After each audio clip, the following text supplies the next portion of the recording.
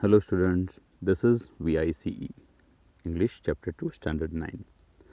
क्या कभी आपने ऐसी म्यूजिशियन के बारे में सुना है जो खुद का ही म्यूज़िक नहीं सुन सकती?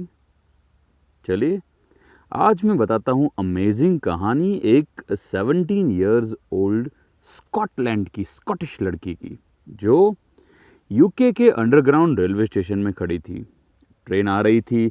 जितनी स्पीड से ट्रेन की धक धक सुनाई दे रही थी उतनी ही तेज़ धड़कनें उसकी थी, क्योंकि वो नर्वस भी थी पर साथ में एक्साइटेड थी। आज उसका पहला दिन था royal Academy of Music London में। जनरली स्कूल के कॉलेज के पहले दिन पे सब नर्वस होते हैं, बट ये लड़की का, ये एस्पायरिंग म्यूजिशियन का प्रॉब्लम थोड़ा अलग था। She was def. वो बहरी थी, उसे सुनाई नहीं देता था। म्यूजिशियन बनने वाली थी। यस, हम बात कर रहे हैं एवलीन ग्लेन के बारे में। चलिए जानते हैं एवलीन के बारे में, उसका सफ़र कैसा रहा। कि उसकी मदर इज़ाबेल ग्लेन ने बोला कि जब वो 8 ईयर की थी ना, तब पहली बार मुझे रियलाइज़ हुआ कि she has something wrong with her hearing. हुआ यूँ कि एक पियानो की कंपटीशन थी और स्टेज पे सब परफॉर्मेंस दे रहे थे। वो मेरे पास बैठी थी, अपने टर्न का वेट कर रही थी। उसका नाम भी अनाउंस हुआ। शी डिड नॉट रिएक्ट, जैसे उसे कुछ सुनाई ही ना दिया हो। उन्होंने नाम अनाउंस किया, ये खड़ी नहीं हुई। 3 साल तक वो अपनी डेफनेस छुपाती रही, पर एक दिन उसकी हेडमिस्ट्रेस, उसके प्रिंसिपल ने बुलाया और बोला कि now she is 11 years old और उसके मार्क्स लगातार कम हो रहे हैं। आप इसको किसी स्पेशलिस्ट को क्यों नहीं दिखाते? अभी भी कुछ देर नहीं हुई।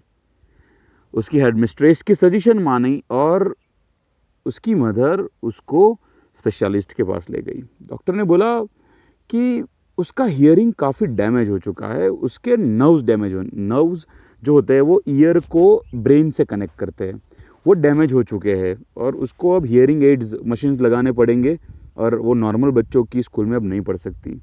उसकी हियरिंग की जो कैपेसिटी है वो काफ़ी कम हो गई है। बट एवलीन ने जो बोला, वो बोलती है मैंने सुना ये सब, तो एवरीथिंग लुक ब्लैक हो गया सब। मैं हार गई, everything, I was going to give up. But एक दिन मैंने एक लड़की को जाइलोफोन बजाते देखा। जाइलोफोन एक इंस्ट्रूमेंट आता है, यू मे गूगल इट। मुझे सीखना था वो। मैं बहुत सारे टीचर्स के पास गई, सब ने मुझे रिजेक्ट किया। सब ने ना बोला हाउ इज़ इट पॉसिबल, मजाक है क्या ये। फिर एक परक्यूशनिस्ट यानी ड्रमर को मिली जिसका नाम था रॉन फॉब्स।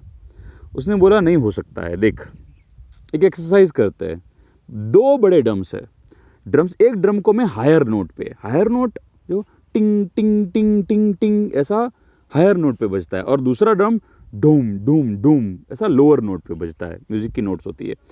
तुमको ईयर से नहीं, उसको सेंस करना है बॉडी पार्ट से। स्नेक के भी ईयर्स नहीं होते, फिर भी वो सुनता है ना। Try to hear my drums.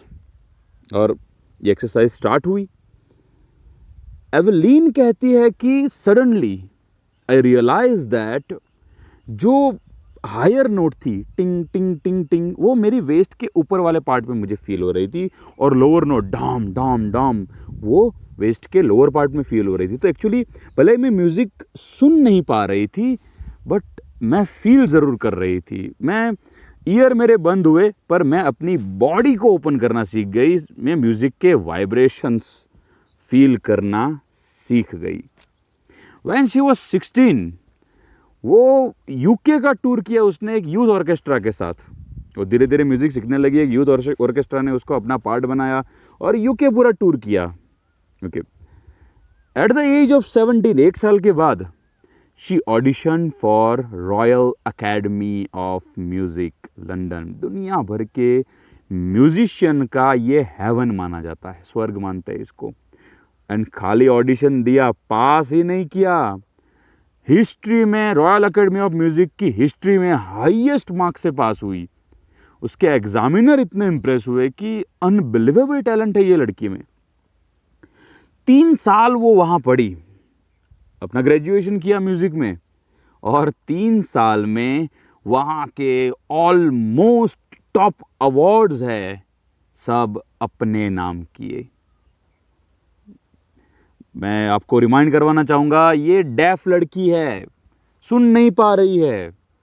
1991 में she was presented with royal philharmonic society का soloist of the year award. ये अवार्ड एंड रिकग्निशन है, ये एवलिन को मिला।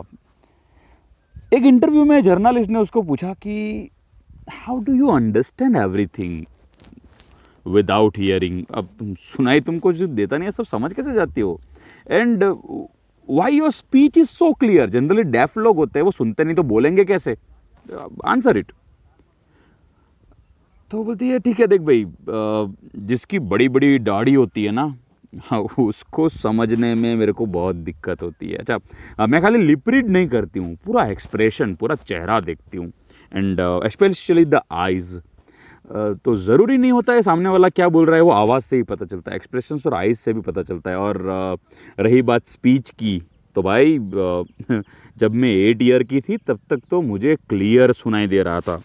ठीक है, तो बचपन से डेफ नहीं थी, 11 ईयर तक, 8 क्लियर, 11 ईयर तक मुझे थोड़ा तो बहुत सुनाई दे रहा था। अच्छा, ये भी एक म्यूजिकल इंस्ट्रूमेंट है, आपने कभी देखा भी नहीं होगा। ओके, वो बजाती भी है, 20-25 इंस्ट्रूमेंट बजाती है वो। ओके, वो बोलती म्यूज़िक मेरी बॉडी में हर जगह से अंदर आता है, जैसे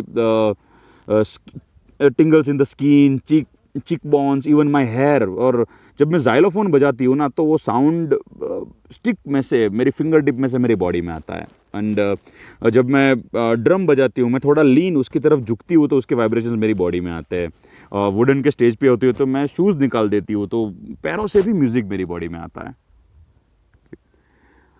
God may have taken her hearing, but given her back something extraordinary.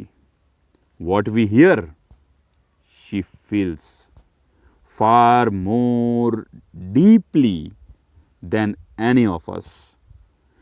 That is why she expresses music so beautifully.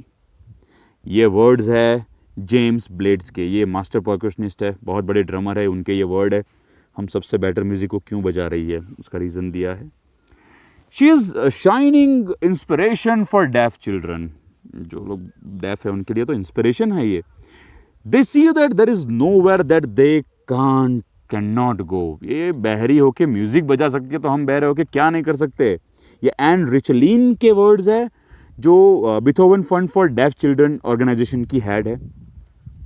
तो लोग भी उसको रिकग्नाइज करते हैं, अवार्ड्स भी मिलते हैं, वो खुद भी इतने टॉप पे है।